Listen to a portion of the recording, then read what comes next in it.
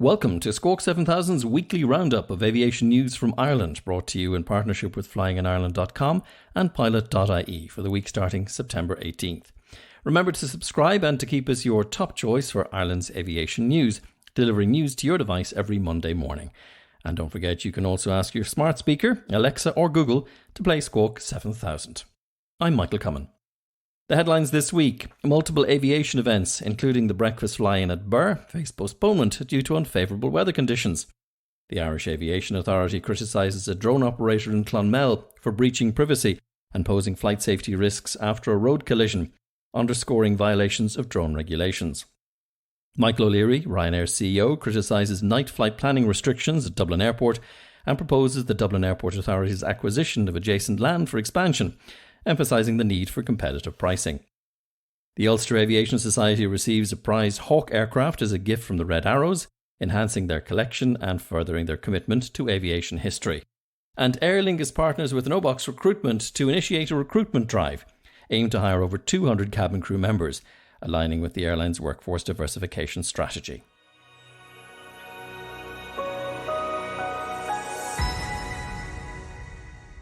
Once again, the weather hasn't cooperated with general aviation as more events were postponed this weekend, including the breakfast fly-in at Birr on Sunday. The organisers raising funds to assist with Laura Russell's participation to become the first Irish woman to compete at the World Advanced Aerobatic Championships.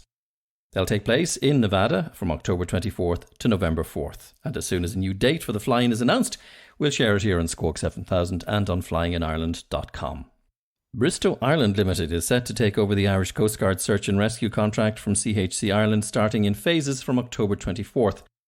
Bristow is committed to engaging with unions to ensure a smooth transfer of staff from the current operator. The Department of Transport supports their transition, aiming for an organised and gradual shift to the new aviation service over the next 24 months. The actions of a drone operator at Mountain Road, Clonmel, County Tipperary last week at a road collision were an invasion of privacy and posed a flight safety risk. This is according to a statement issued by the IAA. This activity, they say, is also in direct contravention of the drone regulations. By European regulation, remote pilots and drone operators are required to avoid areas where an emergency response effort is ongoing. This is a safety critical issue, as it could hinder possible aerial support and protect the privacy rights of persons involved in the emergency. An IA investigation has commenced and they are in contact with An Garda Síochána. Ryanair CEO Michael O'Leary criticised planning restrictions on night flights at Dublin Airport, labelling them as nonsense. He suggests that the Dublin Airport Authority should purchase 260 acres of private land between runways currently up for sale, but Ryanair itself isn't interested in acquiring it. O'Leary believes it's in Ireland's interest for DAA to buy the land and is crucial for the possibility of being used for expensive car parking instead of airport expansion. He also highlights that Dublin Airport is comparatively expensive and should price itself accordingly, disputing comparisons to major international hubs like Heathrow. O'Leary expects softer pricing in winter due to economic factors like inflation and higher mortgage bills, emphasising the need for competitive pricing to keep people flying. Additionally, shareholders at the Ryanair AGM support the airline's plan to order 300 new aircraft from Boeing, aiming to lower airfares, reduce fuel consumption and boost passenger numbers. The Ulster Aviation Society received a prized Hawk aircraft from the renowned Red Arrows aerobatic team as a gift from the Royal Air Force. The Hawk, painted in the iconic scarlet of the Red Arrows, is a highly sought-after donation due to its popularity. Ray Burrows, chairman of the Ulster Aviation Society, expressed immense excitement about unveiling the Hawk at the European Heritage Open Days. The donation is particularly rare as the Royal Air Force has few Hawks that are no longer in active service, and these are usually directed to major national air museums. Ray Burrows conveyed their gratitude to the RAF Heritage for the exceptional gift. The Ulster Aviation Museum, known for its dedicated volunteers and a history spanning over half a century, is highly regarded. A significant royal award further affirmed their reputation, with Air Marshal Harvey Smith, a former RAF officer and Ulsterman from Donaghcloney, as their patron. The museum continues to thrive and makes strides in the aviation world. Aer Lingus, in partnership with NoBox Recruitment, is launching a recruitment drive to hire 200 plus cabin crew members, aligning with the airline's commitment to diversity in its workforce. The successful candidates will undergo a 6-week paid training programme at Aer Lingus' training academy in Dublin. covering short-haul and long-haul flight operations. Training, scheduled from January to May 2024, coincides with the airline's busy summer flight schedule. Applicants need to meet specific eligibility criteria, including age, language proficiency, travel permissions, and customer service experience. The IAA is consulting on future funding arrangements. The consultation focuses on the principles the IAA should follow when setting fees, charges, and levies to generate revenue. They invite observations from all interested parties, and comments should be sent to consultation@iaa.ie by 5 o'clock on October 6th next. Ryanair, on September 14th, called on NATS CEO Martin Rolfe to resign following further UK ATC staff shortages, causing disruption for flights to and from Gatwick Airport that day. This was the third time in 2 weeks that flights to and from Gatwick have suffered disruptions due to NATS' ongoing staff shortages. And we'll take a short break, back with more news in just a moment. Atlantic Flight Training Academy held an open day this weekend at Waterford Airport. Visitors got insights into the range of pilot training programs they offer, including the Ryanair, ASL and Globair mentored programs and modular training options. Meanwhile, Simtech Aviation invites potential MCC and APS students to join them for an online presentation next Wednesday evening at 7 o'clock to learn about their EASA, APS, MCC and JOC courses and the UK CA APS MCC training courses. There'll also be an opportunity to meet with some of their pilot graduates who will share their stories and insights. Dublin-based Emerald Airlines pilots operating Aer Lingus regional services have supported a new labour agreement with the Forsa trade union. A potential strike was averted through negotiations involving 52 of 90 Irish Airline Pilots Association pilots. The deal focuses on union recognition and discussion for a collective labour agreement covering pilot compensation and employment terms. This move is seen as a positive step for improved industrial relations at Emerald Airlines, which holds a 10-year contract for Aer Lingus regional services. And Aer Lingus faced over €2 million extra in expenses last week due to pilots' reluctance to work beyond regular hours, attributed to dissatisfaction with pay and sick leave terms. The airline warned the Forsa trade union about potential actions, asserting as industrial action. However, Forsa denied any industrial action involvement by its pilot members. Aer Lingus COO Adrian Dunn communicated the impact of this alleged non-cooperation, including flight cancellations and disruption, leading to significant financial losses.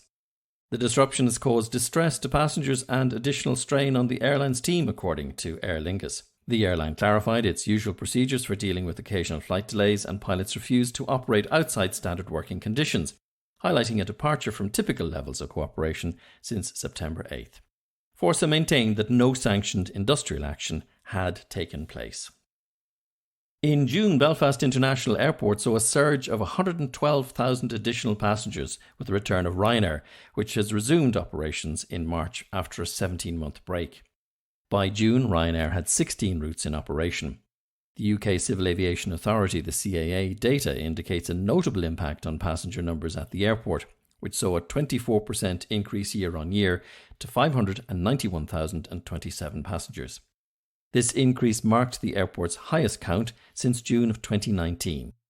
EasyJet, a key airline for the airport, also increased its operations by adding an 8th aircraft at the beginning of the summer. Additionally, Belfast City Airport experienced a robust start to the summer season, with a 27% year-on-year rise in passenger numbers to 178,000 in June, nearly 38,000 more compared to June 2022. Ryanair has launched its winter 2023-24 schedule for Cork Airport with 23 routes, including 5 new routes to Barcelona, Fuerteventura, Paris, Seville and Treviso, and increased frequencies on another 6 winter sun routes to Faro, Gran Canaria, Lanzarote, Malaga, Rome and Tenerife. Ryanair will base 1 additional Boeing 737 aircraft at Cork, 3 in total for the winter 2023-24, and another €100 million investment, creating over 30 new highly paid jobs for pilots, cabin crew and engineers.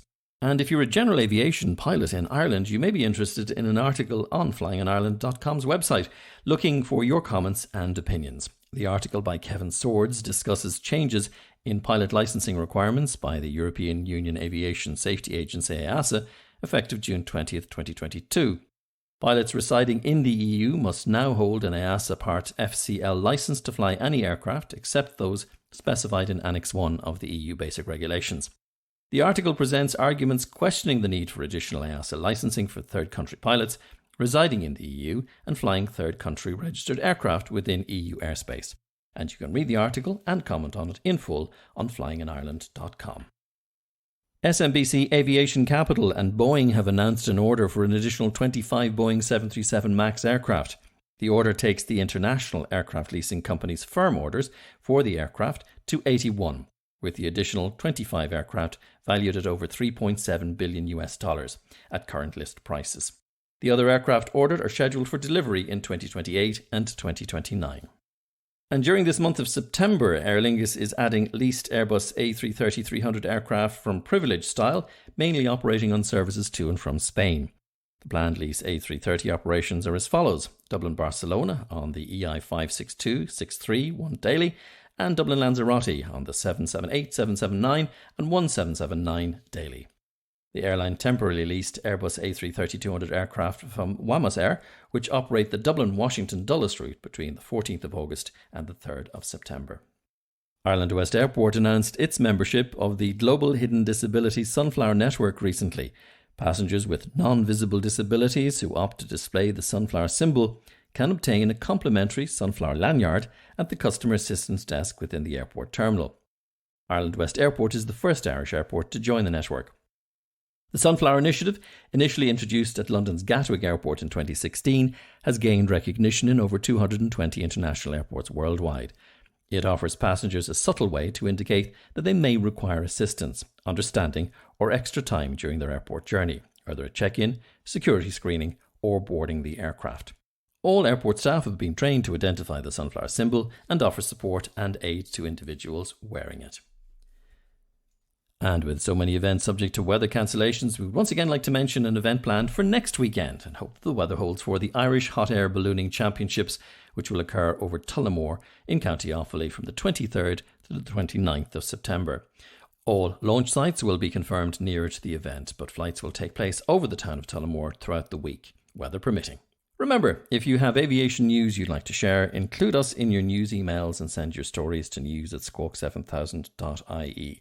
And remember too that we have over 135 episodes of Squawk 7000 in the library, including our summer series of extended interviews with people from the world of aviation. That's Squawk 7000 for this week.